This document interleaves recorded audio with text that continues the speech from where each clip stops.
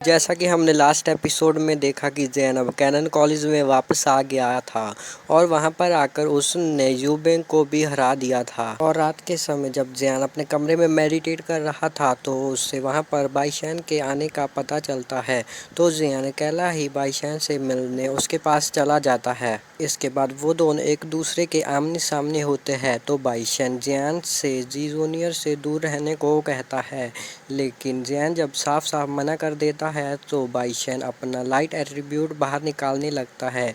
जैन उसके एट्रीब्यूट को देखकर हैरान होता है क्योंकि जैन ने अब तक बहुत ही कम एट्रीब्यूट वाले लोगों से फाइट की थी। इसके बाद बाईशैन अपना लाइट एट्रीब्यूट निकालकर जैन पर हमला कर देता है और जैन भी उस पर काउंटर अटैक करने ही वाला होता है, लेकिन तभी वहां पर जी जूनियर आ जाती है और अपनी पावर से बाईशैन को रोक देती है और बाईशैन से पूछती है कि तुम ये क्या करने वाले थे। बाईशैन कहता है कि मैं तो सिर्फ जैन से बात करने आया था, आखिर तुम इतना घबरा क्यों रही हो, मैं तो सिर्फ अपनी प्रैक्टिस कर रहा था और मैं तो सिर्फ जैन के फायर एट्रीब्यूट को देखना चाहता था। यह सब सुनकर जी जूनियर को गुस्सा आ जाता है और वो बाईशैन से कहती है कि तुम मेरे जूनियर थे, इसलिए मैंने अब तक तुमसे पोलाइटली बिहेव किया है, लेकिन अब पानी सिर से ऊपर जा चुका है। बाईशैन कहता है कि अगर तुम एक असली मर्द हो तो तुम एक लड़की के पीछे मत छुपो।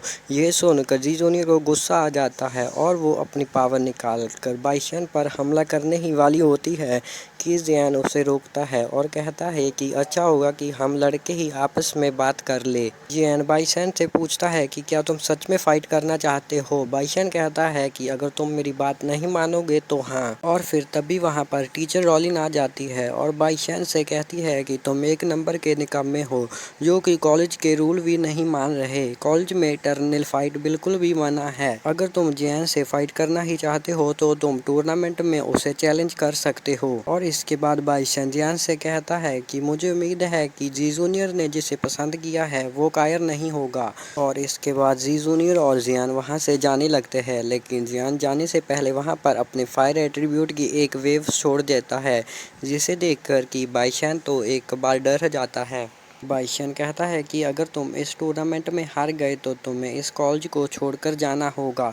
जैन उससे कहता है कि क्या तुम श्योर हो कि लोग तुम्हें बाईशैन कहते हैं इडियट नहीं। अब बाईशैन की बहुत ज़्यादा बेइज्जती हो चुकी थी। इसके बाद जैन और जी जूनियर छत पर जाकर मून देखने लगते हैं और जैन इन 2 सालों के बारे में जी जूनियर से पूछता है और अपने बारे में भी जी जूनियर को बताने लगता है। वो बताता है कि जब उसने उड़ान सिटी छोड़ दी तो वो वारक्राफ्ट के माउंटेन में प्रैक्टिस करने के लिए चला गया और अब तक उसके साथ जो कुछ भी हुआ वो सब वो जी जूनियर को बताता है। वो जूनसेक के बारे में भी सब कुछ बताता है, लेकिन जूनसेक की पहुंच अब कैनन कॉलेज तक नहीं है और इसलिए वो यहाँ पर बिल्कुल सेफ है। और ये सब नीचे खड़ी टीचर रॉलिन भी सुन रही थी। वो सोचती है कि मुझे यकीन नहीं हो रहा कि इस लड़के को इतनी सी उम्र में इतना कुछ झेलना पड़ा है।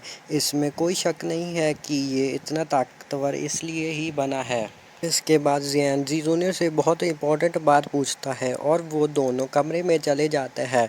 वहाँ पर जी जूनियर उससे चाय पीने के लिए देती है और जैन कहता है कि ये बात बहुत इंपॉर्टेंट है। जी जूनियर कहती है कि जो तुम जानना चाहते हो मैं तुम्हें बताने की पूरी कोशिश करूंगी। जैन कहता है कि मेरे मास्टर ने मुझे बताया है कि जब मैंने फर्स्ट टाइम जुनलैंग को छोड़ा था तब जुनलैंग ने मुझसे बदला लेने के लिए मेरी जियाओ फैमिली पर हमला किया था, लेकिन जब तक मैं वहां पर पहुंचता मेरी फैमिली को बहुत नुकसान हो चुका था। और जैन बताता है कि इसी लड़ाई में हमारे बहुत सारे लोग मारे गए। ये सब सुनकर जी जूनियर को बहुत गुस्सा आ जाता है और इसके बाद जैन बताता है कि इसी फाइट में जब मेरे पिता मेरी फैमिली को बचाने के लिए लड़ रहे थे तभी लड़ाई के बीच में अचानक से वो कहीं पर गायब हो गए और तब से वो अब तक लापता है। जी जूनियर कहती है कि कहीं उनको जुनलैंग ने तो नहीं पकड़ लिया।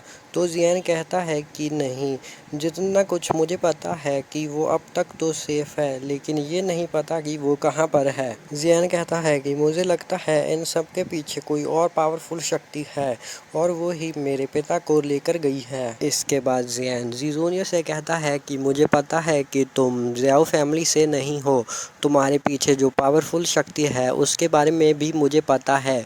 तुम्हारा ज़ियाओ फैमिली से कोई नाता था, इसलिए तुम बचपन से हमारे साथ रहती हो। इसके बाद जियान जी जूनियर से कहता है कि क्या मेरे पिता के लापता होने के पीछे तुम्हारे फैमिली का हाथ तो नहीं है। तो जी जूनियर ये सुनकर थोड़ी घबरा जाती है। तो जियान उससे संभालता हुआ कहता है कि मुझे पता है कि तुम्हें इसके बारे में नहीं पता होगा, लेकिन क्या तुम अपनी फैमिली से इसके बारे में पूछ सकती हो। मुझे जल्दी से जल्दी ये पता करना है कि क्या मेरे पिता ठीक है। जी जूनियर कहती है कि मेरी फैमिली इसके पीछे नहीं होगी, क्योंकि अगर ऐसा कुछ होता तो मुझे ज़रूर पता होता। जियान को गुस्सा आने लगता है कि ऐसे ही कोई कैसे मेरे पिता को उठाकर लेकर जा सकता है, और मैं इसके बारे में कुछ पता भी नहीं कर पा रहा हूँ।